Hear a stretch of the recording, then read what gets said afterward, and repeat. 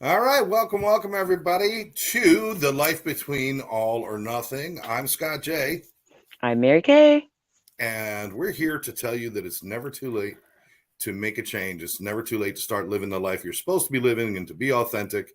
And we've been going on with that. Do you believe it's show number 17 already, Mary? I was saying that to Jimmy earlier to my son. I was like, "Oh my God. 17 weeks in a row. Is it This 17 in is a row? Yeah, we've done 17 in a row. We haven't missed a week." That's right. We did a pre-recorded one week, so Yep. we kind of cheated fate, but but we're here. And we're here because it's important to us.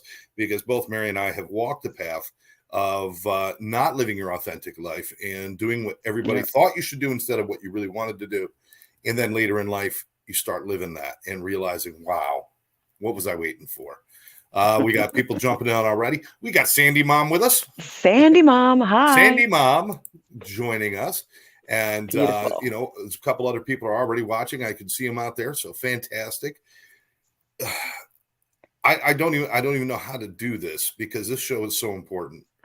What is your impression about what we're about to do, Mary? Is this important? I think this show is probably our most important show that we've done yet. And what I mean by important is that everybody, what you're going to see here tonight is something amazing.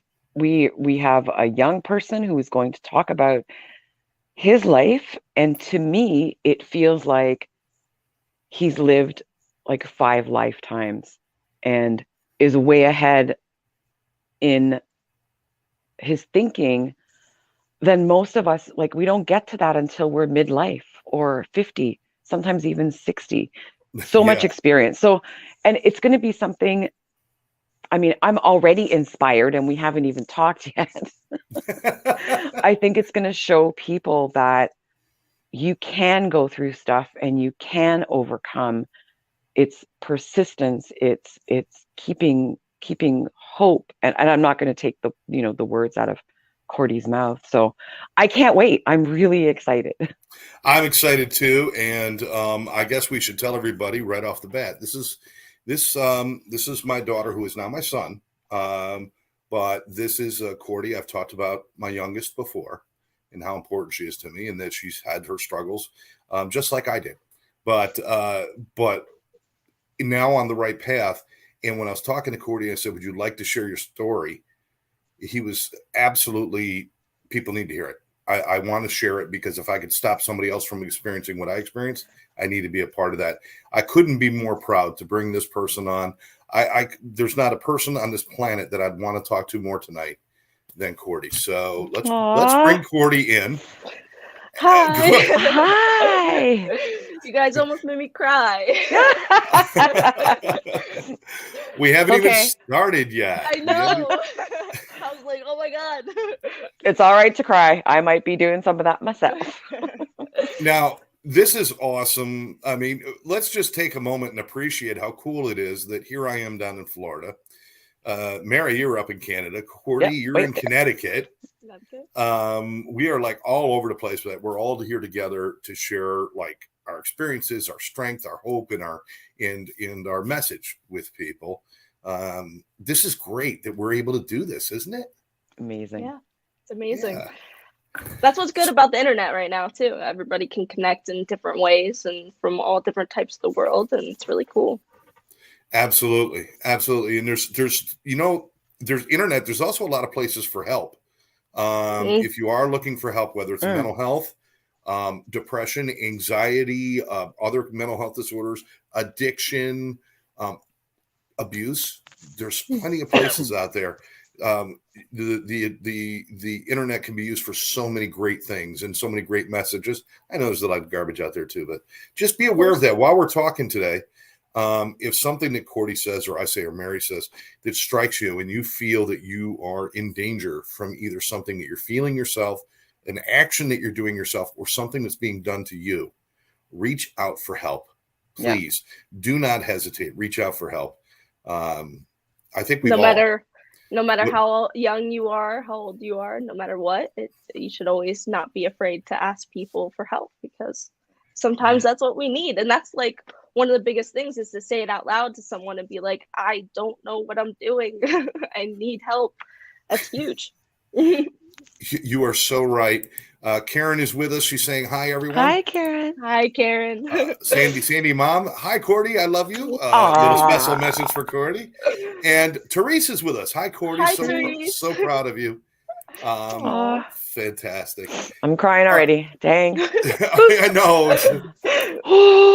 Let's start out, and let's, if we don't mind, Cordy, we're gonna go through part of your story. And now people are a little confused, and let's clear up the first thing, which is, we're saying he and son.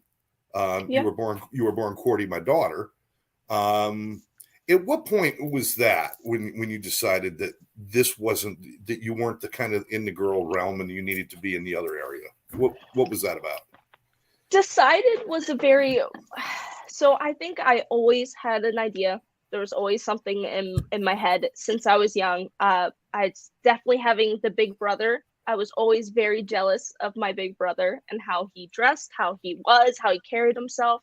And I definitely always felt that little bit of pull towards being more masculine. But definitely in the last year is when I actually, sat down with myself. When I finally, like in the last year, I got my sobriety in check, and I was able to sit down and talk to myself and see where I was at, and saw that I wasn't actually in love with myself. I wasn't like looking in the mirror like, this is a beautiful person. I was kind of like, even being sober, and like thought I was supposed to be, then clicked and happy and everything on cloud nine, everything was perfect. But no, I was very sad, and I didn't know why, but I realized that was the main thing in my life the whole time, is that I always wanted to be your son. I wanted to be Julian's little brother. I wanted to be Hillary's little brother. I always wanted that. And finally I was able to say it out loud. That was the biggest thing, to say it out loud, to write it on a piece of paper, just say it to anybody. And it's still a struggle. Like, I still, like, it's hard, when I talked to you about it, to Dad, it was hard. When I talked to my grandma Sandy, like, it was hard, but I still did it because it was something I knew I needed to do. Yeah. And, I mean, certainly I know that, in my end and with Grandma Sandy, there was acceptance there. Oh yeah. But it's still an adjustment. And it's a hard adjustment, not because I don't want it to be true. It's a hard adjustment because I spent half my life just saying something, so now I got to say it something else. Do you get offended when people kind of go the wrong direction with that or anything, or how do you feel about that? Oh no, I definitely sometimes in different situations, like I could feel a certain way, but it doesn't hit me the way it used to before. So I dressed masculine most of my life. It has been dressing masculine, and I have been, misgendered a bunch. But was I really misgendered? So like I used to get offended when people called me a man, and I didn't get why. Like, I didn't know why I was so defensive on that. And I definitely now realize, like, now that I'm comfortable in who Cordy is and how I see Cordy, it doesn't matter. Like, if you call me whatever you want, it doesn't faze me, because I'm happy with me now. Like, I'm actually, I can now look in the mirror and be like, my journey is getting better and better. I'm like watching it happen, I'm like, oh, look at that. I dress differently even now. Like, I definitely get, certain feelings. My hair is different. I feel better. So when people see me in the way they see me, it's not the same, and especially, like, I know how you guys see me, because you love me. You see Cordy no matter what, not other things. So outside of family and even in family, it doesn't matter. Cordy's happy. And it sounds, Cordy, and that's an amazing way that you've put it. It sounds like you found some freedom in this, and that it maybe it wasn't a decision, it was more of a knowing, and you explored yourself to come to that, and now you're like, whew, here I am. I love that. And you're in your 20s, right? I'm amazed. I keep going back to that. Yeah. I'm amazed that you've been able to, even just to know to go into yourself and look into yourself and ask yourself questions, that's amazing. Like that's going to carry you forward through the rest of your life. Yeah. And this is proof. This is proof, and it's something I've believed all along, that what you believe about yourself is much more important than what other people believe about you. Yeah. So that when you come to that, Cordy, when you looked in the mirror that time and you finally saw who you are, it's not quite as important as what other people think anymore. Then what other people think is now theirs, because you know who you are, right? Yeah. Yeah. That's so beautiful, and I can see that in your eyes. I can see that in the way you carry yourself now. And as a father, I couldn't be more proud. But as a human being, I couldn't be more inspired. And it's great. I think we should all aspire to know ourselves well enough that we can just live. It's not living a label; it's living your true self. Yeah. And what other labels people need to use to make themselves feel better? Screw them. Let them have them. You know who you are. Yeah. And like I said, boy, girl, cat, dog, whatever you're going to be, you're Cordy to me always. And Cordy to me is just gold. Now, spoken like a loving dad. I know. Yeah, right. I love it. There's going to be gushing today. All right. Donna is with us saying hi. Debbie. Hey, Debbie, thanks for joining us. Welcome to the party with Scott, Mary, and Cordy.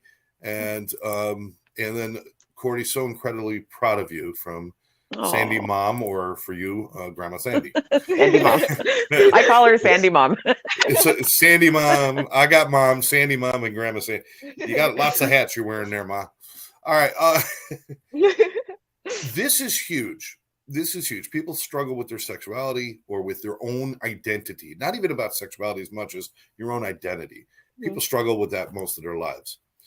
You had to figure this out while dealing with a family full of addiction, your own addiction, your own struggles to recover, and the loss of your mom. I mean, this is a big, big thing. And all of this happening before you were like 21 years old. Yeah. Do you hear me, people? Before she was 21 years old, she had been arrested. She had been locked up. She had been, I mean, I don't want to tell you, I look on it, I'm still in awe, because I look at my drinking history and this trouble I got into, and it's like, okay, I'm an adult. You were a child dealing with all of this. First of all, growing up in a family with your mom having addiction problems and me having addiction problems, what kind of impact did that have on you as a child? Obviously it was very hard. I don't know how, obviously you remember, but a lot of stuff that it was hard for me to remember, definitely in the beginning, because I was very young. But all the things I can remember, you guys were very very passionate people, like you would put it, where everything you did was full of heart and full. So when you guys used or you drank, it was full of heart, and it was hardcore drinking and just partying, and that's how it was. And I definitely saw like some glory in that, like some funness, and that I actually thought was like, wow, I can't wait to do that when I'm growing up, And then there was definitely the anger that brought to it, that definitely mom also and dad had a lot of anger, and which scared me. And I definitely always felt like I had to be someone that saved the day, especially when I was around like 6. And when, I don't know if you remember this, like times they would be arguing in the kitchen, and just before anything ever escalated, I would run in there, talk about something, and like get them, I was always like, I can save the day. And I think that definitely had a very, very big impact on me, because I never was able to save it, so I definitely, that part hit me a lot. The arguing that came with the addiction and the drinking, and I, like having my sibling, my brother, which I don't want to talk about him too much since he's not here and he can't talk for himself, but he definitely, like, it was like me and him, and it was very hard for us as a kid. But I made me who I am today. I think I brought in a lot of things with that. Like I said, the partying part, I definitely think I never let go of that. Seeing like we used to have these block parties, and it was just people drinking. Like that's all it was, music and drinking. And I was like, this is the funnest thing ever. And I remember being like 15 and still thinking about those block parties and wanting to throw them because I was like, this is the funnest thing ever. And so I definitely took in a lot from that. I don't know if you're aware of it, Cordy, but you were born during one of those block parties. Really? Yes, you were born during one of those block parties. And we almost named you Holly because we called our block parties Holly Palooza. And I had 30 drunk people all saying, name her Holly, man. So, wow. Thank goodness we didn't listen to them. You were actually born during that time. Now, that was interesting. I really want to know more about this, trying to rescue. You were trying to save the day. And I do remember you coming in and trying to be in Shirley Temple's too old of a reference for you, but it was this little girl coming in and making jokes and dancing in front of us while we were in a knockdown, drag out, sometimes physical confrontations, and you would run in and try to stop that. Wow. I can't imagine how painful that was because you weren't successful. I mean, that was. There were certain times though that like I couldn't think about it then, but I think about it now when I can remember like the look on your face, like it was just a certain time, especially in the kitchen. I always remember that time in the kitchen that you guys were arguing, and I kind of said something, and I asked you guys, I was like, why do you guys always have to fight? Like what's going on? Like, and I don't understand, and you guys both kind of looked at each other, and you looked at me, and you felt really bad, and like that was the one time that it kind of hit you guys, but I was so excited because I was like, oh my God, like I kind of got them to an understanding. They went upstairs and they started arguing again. So I was never ever successful, but it actually helped me in certain ways, knowing that I was never going to be able to change anybody. I wasn't going to be able to fix those situations, and it did help with like especially my mother and stuff like that, and so showing that even then I couldn't help, and later on I couldn't help as well. So there was a lot of those times. I even told you I have like a little demonstrate, like our bathroom downstairs had a shower, and that's the shower I loved. It was a huge shower, I loved it, and I took the showers downstairs so I could hear upstairs, like in their room, if there was a little bumping or something, and if I would hear that one loud bump, I just knew they were automatically fighting. And when you hear the bumping, you knew they were probably physically fighting, and that was so scary for me, like sitting in that shower. And I used to have little like wrestlers and play with my wrestlers, and I would drop my wrestlers and try to like get out the shower and run upstairs and get dressed so I can stop whatever's happening. And that I just thank my brother too, because there's a lot of times those were the only times I was allowed to play in his room with his stuff on his video games, was when some of that stuff was happening. So he definitely tried to shelter me from that. He couldn't, because no one, it was impossible. Like I even wrote down a couple times, I'm like there would have to be, the neighbors would have to know. Like it was so loud, but then again, I like you said, other people outside the family could never tell what was going on. And I was wondering that, like, how could no one see? There was cops that came, there was stuff that happened. I always wondered, did neighbors ever stop by and was like, is something going on? Like, I don't know. There was a lot going on around that time. Most of our neighbors were our drinking buddies. And that was one of the problems. And I'm not trying to make light of this at all, because I understand a little bit, because I had some situations growing up where I felt a little out of control and wanting to make things better than they were. But I'm never going to take away that what you went through was uniquely your issues and everything. Now, you were saying that it's funny because you're looking at the arguments and you're looking at the violence and all the things going on. But then when you looked at the alcohol, you were equating it with the parties. Were you linking the alcohol and the drugs to the arguments as well, or were you not making that connection? Was that was that more connected to the parties?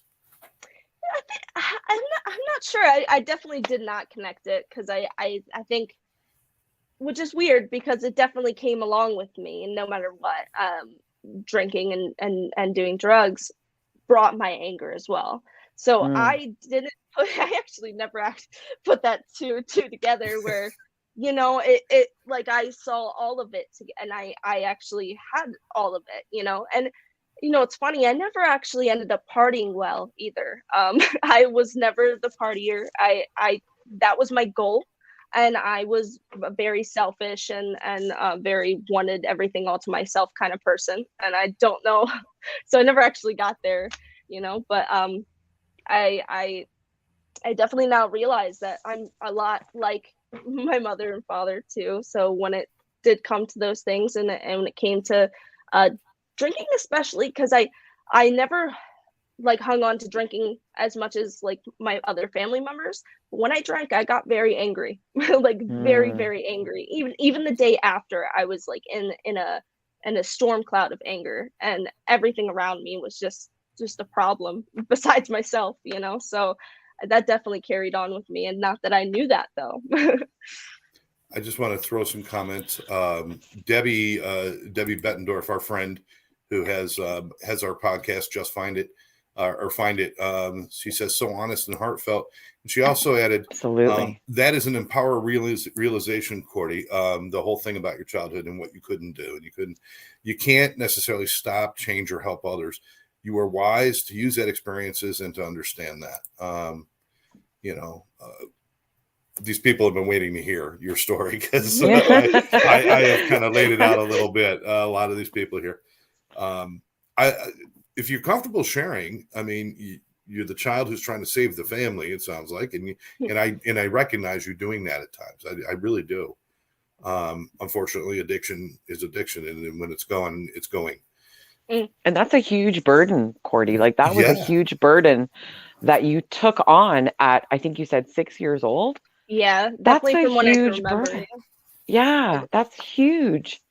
I mean, you're doing that, and then you're going to school at the same time, and fitting in with whatever's going on at school, and carrying this thing around you. Thank you for your honesty around that. Also, I now I think about it, like going to school and stuff like that, kids around me, like a lot of people didn't like. I guess I didn't really share it a lot either. There might have been some times where I told some things, but I didn't share a lot what was going on at home. But everybody loved my family. So like we were a very popular family. So when seeing what I saw at home, the next day going to school and people talking about something that their parents said about my cool dad on the radio, it was hard. Like I was like, yeah, he's so cool, but like I just watched that last night, like I just saw some not cool things, so it definitely was hard. Caught between two worlds almost, right? Yeah. 2 worlds going on at the same time. Certainly the world that we put out there for people, both your mother and I, because she was extremely personable. Just people loved her. And so, we would put things out there, and I'm on TV and radio and everybody knew me, and she was did the thing she did, and she was working with the housing authorities and other places and social work. And she was always the one who was always lending a hand to somebody, but they didn't see everything that happened in the background. They didn't see us disappearing for days at a time and things like that. I got to ask, so of course you're not equating alcohol and drugs to this, and you're seeing it as a good time. At what point did you really start using? How old were you when you really started using? Very, very young, because I definitely, when I started using, I will even be very blunt, like very hard things as in cocaine, crack, and heroin when I was 12 years old. Wow. 12 to 15, I was doing all different types of things, not even just those two things. But that was a daily life for my 12-year-old and 13-year-old life. And the story goes with the fact that I can't say I wouldn't have used if it wasn't for my mom, but she definitely was a big part of that, of being so young and being introduced to it. So if I wasn't introduced to it, most likely I wasn't going to be using that young. But Right. I was using with my mother at that age. Wow. It was a very fast time though. About a year and some change or something. That was it. That we really had that time. And yeah, that was that. When I think about it now, it blows my mind because it feels very fake. I could never imagine looking at my child and giving them drugs. And I don't want to ever bash on my mom since she is now gone.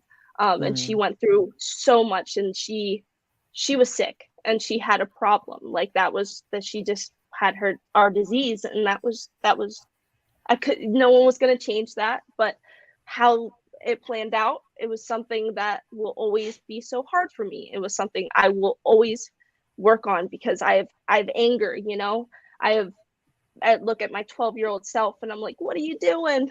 Like, put that down, go back to school. It's really hard sometimes.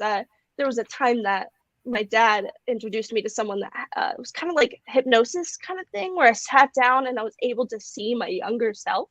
I was almost cried. But I gave my younger self a hug and I told myself everything was going to be okay. Because in that moment, if I think about where I was then, I would never see who I am now. Coming out and all that stuff and being sober, I would thought my whole life was going to be doing what I was doing. And I was 13 and I was like, this is all I'm good for. I was like, this is it. So yeah, that was the start of it. And I definitely had my ons and offs, and I moved with my father after I went to my first rehab at 13, and I'm pretty sure I had a birthday in there. And then I went to my father, and I still did not stop. That was not it. That wasn't the end of my story. No, so your mom and I separated because I got sober again, and your mom couldn't, and I went to court and had no luck getting custody. And it was, Jersey courts leaned towards the mother, and she had her parents there, your grandparents, God rest her soul, are both passed now. But so then you started on this path of using and doing all of these things. Was this, did it feel like did you feel like that's what you were supposed to fulfill? Did it feel like that's what you were supposed to do? It's a tough question to ask, but I know that during my drinking, when I went into my worst of my drinking, I really felt like this is what I'm supposed to be. It's not even, I feel bad about myself or anything. I'm supposed to be the worst thing in the world. Do you follow any of that? I do. There was a lot to do with like how I saw you guys too. If like this is how my parents are, like what makes me any more special. And I'm not saying you guys aren't special. You have become an amazing man, and the things you've done is amazing. But like at the time, I was like, everything I was seeing, what I'm just gonna be like them, So I definitely thought of that that way. I couldn't see much more for me at the time, and which was really sad. And I didn't have light when I was that. I had nothing. I felt like everything was gray, and being that young, you're not supposed to see that. Like, you're supposed to see where it's bright. You go outside and you ride your scooter and you just have fun. And everything was gray to me. I just had no life inside of me to bring out. And so yeah, I definitely thought that was all I was going for me. And I also thought I was meant to be with Mom, because when you left, when dad left, he did ask us. He asked me and my brother if we would like to go. I feel like I would have always chose Mom, just because, not even because I didn't love my father, and I was a little scared of him, and I was also a little afraid not to watch over my mother. I after that, like, I always slept with her. I I watched over her. I knew the things she was doing, and I never wanted to lose my mother, and I never wanted her to be alone. And so I thought that was what I was meant to do, was watch over mom and, be her best friend. And like I thought that And was, caregiver too, right? You oh took yeah. on that role first at age 6 when they were together, your parents, and then Mm, you became the caregiver and the one that would make sure she was okay. And that's, again, that's huge, yeah, it was um, hard. for someone that age, and that's hard. And I want to just ask your dad a question here, Scott. How do Yeah. you, like, what's going through your mind as you're listening to Cordy share some of that segment of your life as well? Like, it's both of your Yeah. lives. Well, I mean, first of all, the first thing and foremost, I'm so extremely proud to be sitting with a human being, let alone my child, but a human being who knows enough about themselves to just tell the truth about their life. We have so Oh, little of that today, of telling the truth about their lives. The foundation of your life, from whatever you want, has to be built on the truth, and that's the one thing that's going to save us. And Cordy, you're living in the truth, and I appreciate that. And I'm also, of course, I'm emotional, and I'm thinking like, yes, because of the actions of myself and her mother, and our addictions and our inability to do anything about it at the time, or our unwillingness, you became parentified at a very young age. Mm. And, I know there were times when you and your brother had to try to help me get up the stairs and do different things. And I know there was times when I really let you down, and I would come home drunk and you guys weren't sure if I was going to be the fun guy who everybody liked in the neighborhood and jump on the trampoline with my 3-piece suit on, which I have been known to do, or if I was going to be the guy who came home yelling and screaming. And I know you had to deal with that. wow. But Yeah, I am no, yeah. so proud.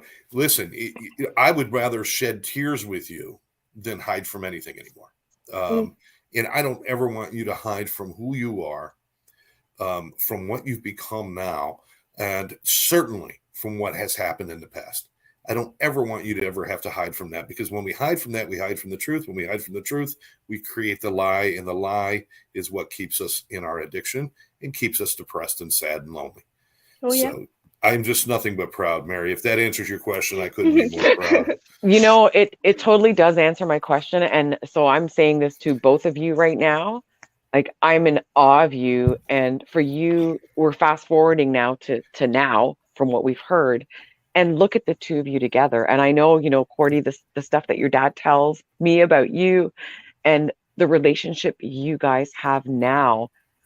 Like, how did that start? And maybe I'll start with Cordy. Like, when did your path to recovery and your path to healing start, so that we could all, the three of us, be sitting here today? That's a good question. That's hard because I definitely have had different segments of Yeah. healing and sobriety. It's like I went through that with my mom, and I got better in that way. I moved to Florida, and I healed with my father, and that's what I really needed. Even though I was messing up a little bit, it's kind of one of the things he needed to see as well, and I think it really helped us like have our relationship. And so and then after like doing the whole thing in Florida, I went through a very toxic relationship, and I both sided, 100% both sided, and it was very hard. And that's another thing I got to go through and see, and I had to go through, because it showed me what I brought from my mom and my dad to another relationship. And if I didn't go through that, I wouldn't have an amazing relationship I have now. So everything kind of, it was weird because it really happened over time, where all those little things added up to now. Yeah. And so I would say about 2 years ago is when finally I was like, I'm done. Like, I'm ready to pull all this together and start like figuring this all out, and telling my story. I'm starting to write down a bunch of stuff, and a bunch of like maybe writing a book and getting that all down. And that's something really hard for me. So yeah, about 2 years ago is when things really started actually coming together. But I would say over time is where all those little pieces I needed to go through at each time. Even if I didn't get sober and I wasn't like, full force right where I am now, it didn't matter because that's what I needed to go through at that time. Especially with me and my father when I moved to Florida. Even if I didn't fully get it from Jersey, all those things we went through was what I needed to do, and I'm so sorry I put you through all the things I put you through. Well, I mean, I would have preferred the car not be crashed. I would have preferred a few things. I would have preferred not having you arrested and stuff. But listen, what you went through, you had to go through, and I understand that. And I saw times when the effort was there, and I also saw times when I let you down. Because I was so busy trying to pretend everything was okay. I was kind of going back to that old thing about everybody in the neighborhood thought we were the perfect family, and I was trying to create that again. I had not learned my lesson either. I had found my sobriety. I had started taking care of myself, but the lesson I had not learned was stop trying to pretend you're a perfect family and just start being a family. Perfect has nothing to do with it. And it took me a while to get there with you, Cordy, and I apologize for that. I apologize for the times when you were struggling that I didn't address it the way I probably should have. I tried to sweep it under the rug and make it okay. And it's, of course, it affected my relationship with Therese and with everyone else too, is that I was falling into that. But you taught me through this, watching your struggles and seeing how the lengths that you went to both try to die and survive at the same time, which is an amazing thing to watch when your kid is doing that. You changed me. And that's what allows us to be where we are today. And the funny thing is that you're saying about 2 years ago is when kind of that light came back to you and you started to feel all that. That was just a short time after your mom had passed. Mm-hmm. And, forgive me for going here, everybody, but I truly believe that the spirit that had been trapped inside of her because of her addiction found its way to you. And that's and because I see the greatness that I saw in her, I see in you today. And I'm so proud of you. But I really think we had to get together and struggle. Mary, we had to get together and struggle. If I had gotten her, which the plan was, I get her after she got out of rehab in Jersey, I brought her down here to Florida. And I got her away from all those people. I got away from everything else. Never once thinking, hey, maybe there's drugs in Florida too. Because Cordy found them in about a minute? Oh my God. It was so fast. It was so fast. But I just, for her to come down here, and I thought I was just going to make everything okay. But then for her to show me it's not that easy. I had forgotten. And it's a mistake that a lot of people have when they make changes in their life or they go through something. If you go through addiction, mental health, or any kind of painful experience, and then you go to help somebody else and you're just like, well, listen, I did it. You do it. It's easy. It was never easy. And I forgot that. I forgot I couldn't just make a decision. It took work and it took pain and it took struggle and it took failure to find success. And when she started doing that, or she at the time, now he, I'm going to get it, Cordy. I'm going to get it. I love you. It's okay. It takes time. You had to show me that. And it made me a better person in helping other people today, because I do not ever discount the struggle. You showed me the struggle. You showed me the pain on your face every time you went way too far. You showed me the pain on your face every time you did something, and I could see in your eyes you wanted to take it back, but the addiction wouldn't let you. And you showed me when you went into a relationship that was drug-filled and violent, just like your mom and I. So you showed me all that. And then you showed me that when it's time for it to end, you made the decision, you ended it. And I think we see each other in a light that most fathers and daughters will never see. Yeah. Because we could share about experiences and feelings that I think most people would just never understand. And for me to sit here and say she is one of my best friends in the world is not an understatement at all. You're my best friend. You've always been my best friend. Almost your best friend. Look to your left. Yeah. Or you're right, whatever. Yeah. You're married now. You got a new best friend. Married. Maybe put I that am first, married. okay? I'm just Yeah. saving you an argument later, okay? Yeah. That's what we're doing. It's so funny. So I think, and thanks to both of you for sharing that. I think, Cordy, you hit on something when I had asked you that question. It's a journey, right? And it's a journey of a bunch of changes. Nobody goes from this to this, right? It's not the all or nothing. That's what our show is all about. It's about the changes that stack and that interact with each other. And maybe the journey is like zigzag or whatever. And that's okay. Yeah. That's totally okay. And I'm just really, really I want to acknowledge you for sticking with it and like knowing that at some point things are going to get better, and then they're going to get better here, and then they're going to get better here. And Cordy, you're only 23, and I keep coming back to that because I'm just like, oh my God. 23 years old. I can't tell you the things that went through my head at 23 years old. It certainly wasn't about my real self and fulfilling. And let me blow you away for a minute here, Cordy. I mean, first of all, Lynn Serrano, thanks for being with us, Lynn. God bless you. Love you. Write your book, Cordy. And then Debbie helped out and says, your dad hasn't written one yet, Cordy. Yeah, it's an inside joke because I do a show with everybody who wrote a book except me. But I haven't seen one of those sons of bitches paint something yet. So come on. Grandma Sandy, so proud of you too. And I assume she's talking about you and Mary. D. Oh my God. D. Ivanovs. Oh my goodness. So glad to see you happy, Cordy. So proud of you. D was somebody who was actually one of our neighbors back in the day when all this was going down. And she was a good friend. Her husband, Greg, and their kids, we were close and good friends. And D, just love you. Always love you. Hillary, your sister. Hi, guys. So proud of you, Cordy, and you too, Dad.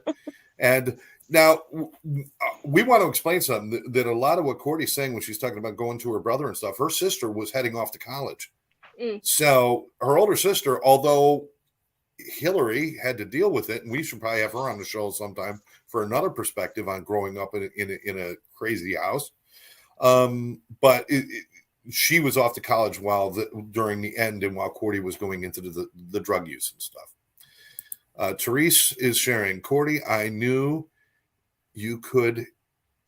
I knew you could. True warrior. You're a true warrior. That's all. Yeah. True warrior. I agree. Debbie says nobody wants me to paint. Oops. And love you guys too. Oh, Debbie, I want you to paint. I want to see it. I want to see stick figures with fingerprints. I got to ask now, Cordy.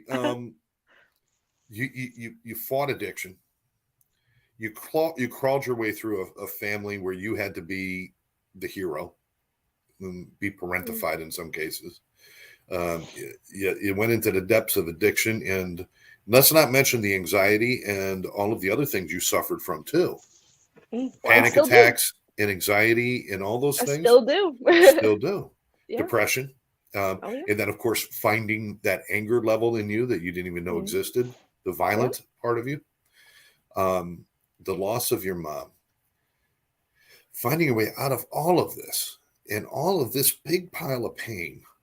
What puts the smile on your face today? With all of that behind you, why does Cordy smile today? Why does Cordy smile today? That's a good question. I definitely think, which was one of the things that I could never do, is now just looking in the mirror and smiling. That makes me smile now. Seeing what I am today. I definitely think a lot of that together, though. When I look in the mirror, I see you with me. I see my wife. I see us building a whole family. I see all those things in that mirror. Like I see it, and I think that's what keeps me smiling, is that now I do have that. I'm alive and I'm here, and I now talking to you guys and doing this, I can do this, I can help people, I can put this out there. And I'm so glad that I'm not so glad, but I am very happy I went through what I went through, because there's so many things I could say and do to help people, and that puts a smile on my face as well. Wow. And you always say I'm your hero, but you're my hero as well. I definitely want to be just like you. I want to do what you're doing, and I definitely want to. I want to be like my dad. You've already surpassed me in so many ways. You know, I've got to share a comment here from someone named Alexis Silva Canada, who is Cordy's wife. Love watching this live from the corner of the floor. She is actually on the floor next to Cordy in the corner. So proud of Cordy and Scott. Lynn says you have a beautiful smile for sure. You know, and I'm so proud. I mean, there's somebody out there right now, and this might be hard. Maybe Mary, when you said she lived 5 lives, you're absolutely right, because I'm trying to figure out what we can address here. But if somebody's out there suffering and hurting, and either in a family situation where they're going with violence and fear and everything else, or in a drug-filled situation where maybe they're using and drinking and just, again, losing it. You know, what do you want to say to those people out there? What do you want to say? It's easy to say the simple things as like to never give up and like to keep going, which is really hard, because when you hear those things, it doesn't always resonate. Like it doesn't help. I think the biggest thing is that I lost myself. And that's easy to do. And though I think when people are still in their addiction, you can always still find you. And I think that's a big thing that people don't realize, is that even if you're sitting there and you're messed up, but there's always those things we had. There are a lot of times when I was thinking about getting sober was when I was messed up, and which was really weird, you know, but a lot of times when I was in that, I was like, I gotta stop doing this. I have to stop doing this. And so sometimes you still can always hear your little voice that's still you. And that's my thing. Never lose you. Like always keep that intact, because no matter what, like you got you know, and that's how like I had to keep, you know, in me is like, especially when I was young, that's when who was Cordy, you know, like I said, it was just gray. I didn't know what was going on. My life was kind of blurry, and I didn't know who Cordy was. I didn't keep my heart, you know, close to me. And I think I now it's like just staying true to Cordy. And so like I always stay you, you know, don't lose you. Always keep talking to yourself. I know that sounds like so weird. I talk to myself all the time, not in the weird ways, but like, yeah, in the weird ways. Why not? It's all good. I do. And that's how it keeps connected to Cordy. And even when I was a couple of years ago, and especially around the time when I lost my mom, that was a time. So I can give that was a big time where I lost myself. I was gone. I couldn't connect. I couldn't connect to anything. I was harming myself in different ways, and it was very scary. I didn't know what I wanted to do with my life. I didn't know if I wanted to live. And I definitely think it took some time, and that's why I say 2 years ago is when I finally, you know, found me, and like got connected to Cordy again. And so I always tell people, like, even now, like talking to some family members that ask me questions, like, don't remember who you are, you know, remember that you always still have your heart. And like mom, there's a big example and a big story in my life. And my mom was an amazing person. I didn't get to see a lot of her being amazing, but she was an amazing person. And you could always see that shine through no matter what. In some different aspects, you can always see it. And that's how I know, like, you still have it inside of you. You just don't think you do, you know, but you do. Wow. That's beautiful, because it reminds me of, there's a quote out there that says, everywhere you go, there you are. It's a reminder that no matter what you're doing, no matter where you are, the you that is you is always in there. And I think, Cordy, that's a great reminder to connect with ourselves, because a lot of times we're trying to connect with other people, we're trying to do this and we're that outside of ourselves, and we're not doing that internal connection and talking to ourselves. I talk to myself too, just so you know. I do it completely normal. I do too, but it's when I hear myself answer back, I get nervous. Yeah. Cordy, you've shared so much. You've shared so much, and you've shown yourself to be just so strong. And, you know, you've got such a journey ahead of you for you and Lexi, your wife, Lexi, and your cats, and your, you know, the family that is all of us, and your Julian and Hillary, myself, and grandfather, grandma Dee, and Sandy, and Karen, and your extended family, your big family, all those people whose life is just that much fuller because you're in it, and you change. You're as you change you change us, and it's a beautiful thing. I'm very lucky to have everybody in my life. I'm very lucky. Now I'm going to put you on the spot, which is a little something that we've been doing with our guests now. And this is a little questionnaire, so we can get to know our guests a little bit better. Just going to have a little bit of, you know, little question here. Let's see. Before I do that, let me see. Debbie said, talk to myself, and then I argue with myself. She was found choking herself in a corner one time when I lost the argument. Cordy, please have beautiful Lexi show up on the screen. She refuses. Okay. Love you, Cordy. So empowering. Cordy had so much gratitude. And Lexi saying, Sandy Billy Black, I am in no state to stand up and be on camera right now. LOL. Not visually consumable, as I like to say. We will bring you guys back anytime. Oh, yeah. But let's do this questions. First of all, what's your favorite word? What is your favorite word? Favorite word? The word that everybody hates. Moist.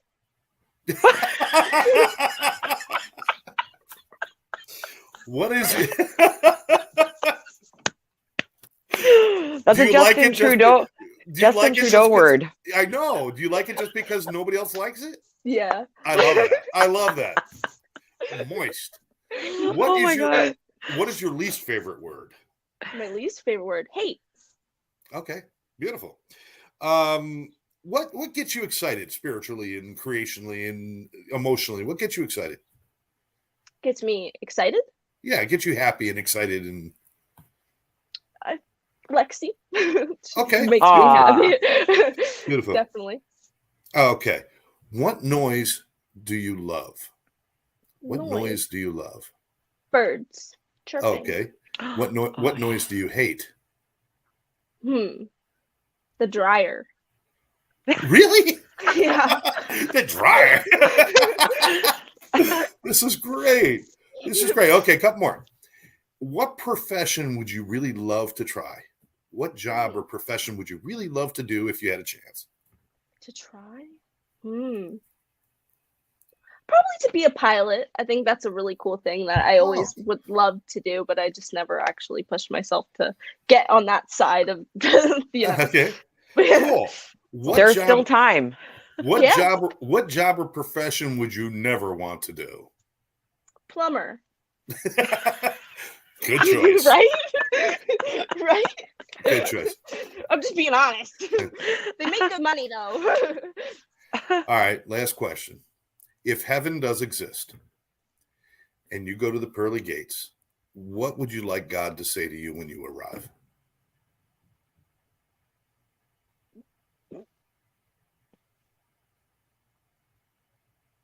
That's a good question. I don't know. I really just anything, like welcome, welcome. Welcome, Okay. And then the words like pop up on the hands, Oh, That's perfect. That does it for me. That is fantastic. Mary, what do you think? What do you think of all of this? Wow, I'm I'm just blown away. Been fighting back tears through most of this hour, and happy tears, like tears of joy because of and I mean, you've only touched on some of the things.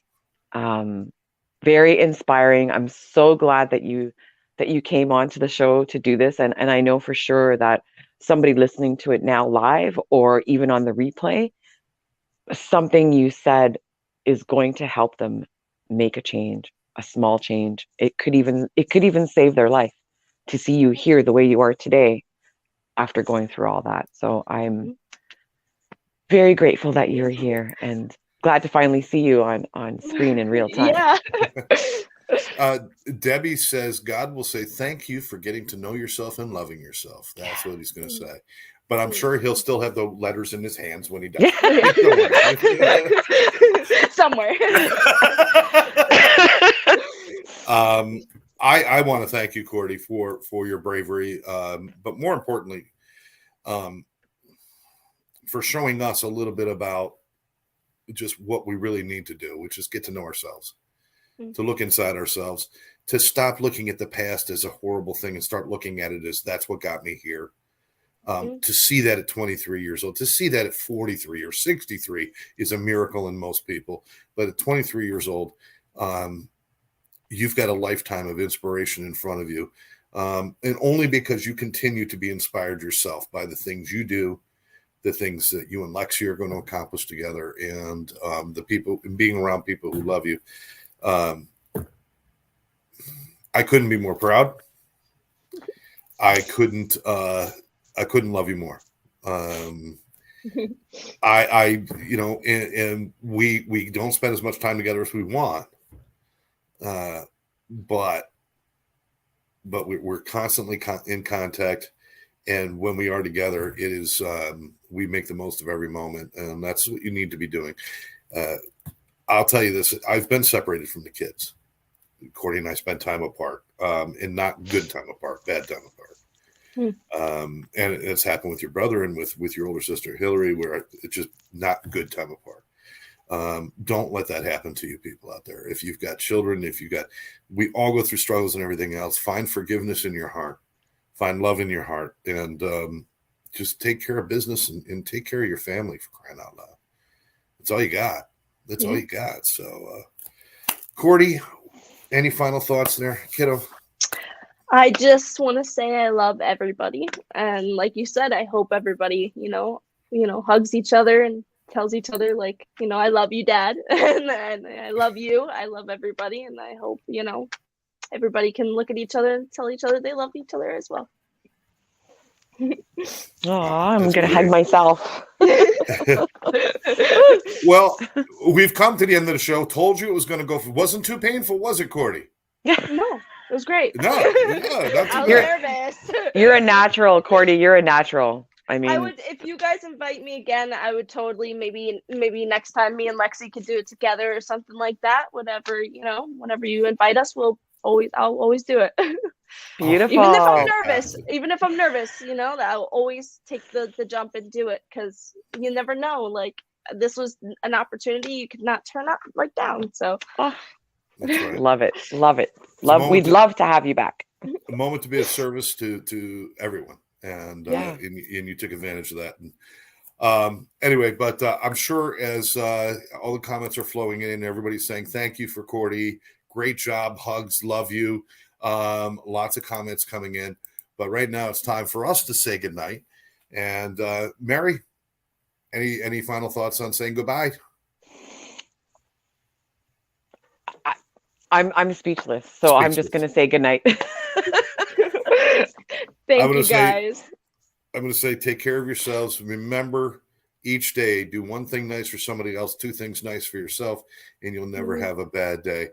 For Mary Kay, I'm Scott J, and our special guest, Cordy, we want to thank you for joining us right here on The Life Between All or Nothing. We'll catch you next time.